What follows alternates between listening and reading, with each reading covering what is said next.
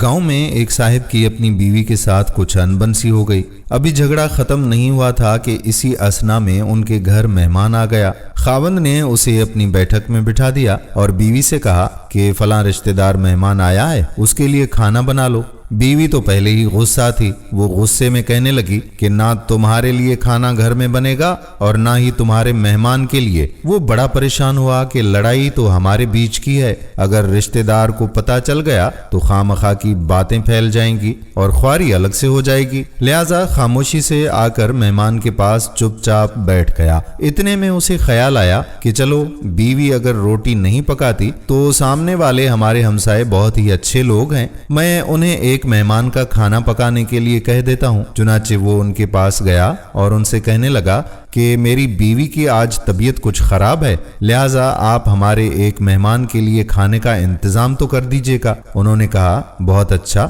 बिल्कुल, हम आपके मेहमान के लिए खाना बना देते हैं। वो मुतमईन होकर मेहमान के पास आकर बैठ गया और सोचने लगा कि चलो अच्छा है, मेहमान को कम से कम खाना तो मिल जाएगा और इस तरह मैं ख्वारी से बच जाऊंगा, जिससे मेरी इज्जत भी बच जाएगी। थोड़ी ही देर के बाद मेहमान ने कहा कि जरा ठंडा पानी तो पिला दीजिएगा। वो उठा और घर से ठंडा पानी लेने गया। वो जैसे ही घर में अंदर दाखिल हुआ तो देखा कि बीवी साहिबा तो ज़ारो कतार रो रही है। वो बड़ा हैरान हुआ कि ये शेरनी और इसके आंसू, पहले तो लड़ रही थी अब रो रही है, क्या वजह हो सकती है। कहने लगा बताओ तो सही, क्या बात है, क्यों रो रही हो। उसने पहले से भी ज्यादा रोना शुरू कर दिया। रोते रोते कहने लगी कि बस आप मुझे माफ कर दें। वो भी समझ गया कि कोई वजह जरूर बनी होगी। उसके खावंद ने कहा कि बताओ तो सही, आखिर तुम्हारे रोने की वजह क्या है, तुम ऐसे क्यों रो रही हो। बीवी ने कहा कि पहले मुझे आप माफ कर दें, फिर मैं आपको अपनी बात सुनाऊंगी। खैर, शोहर ने कहा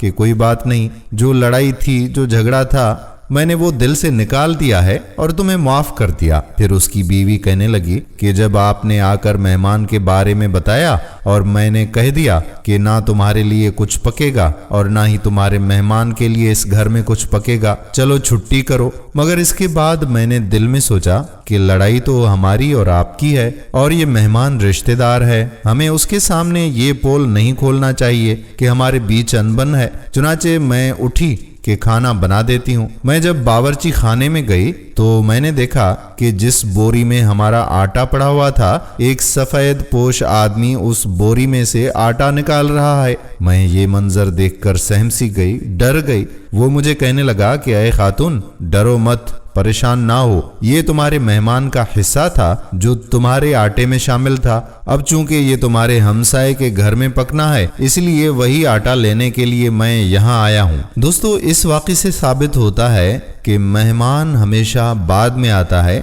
जबकि अल्लाह रब्बुल इज़्ज़त उसका रिज़्क पहले हमारे घर में भेज देता है। ये वाक़या किताब खुतबात फ़कीर से माखूज किया गया। दोस्तों, अगर आपके घर में भी मेहमान आ जाते हैं तो उनसे अच्छा बर्ताव करें, क्योंकि मेहमान हमारे लिए बहैसियत रहमत होता है। अल्लाह ताला हमें सीधे रास्ते पर चलने की कामिल तौफीक अता फरमाए। हम उम्मीद करते हैं कि हमारी आज की वीडियो आपको ज़रूर पसंद आई होगी और अपने दोस्तों के साथ इसे शेयर भी करेंगे।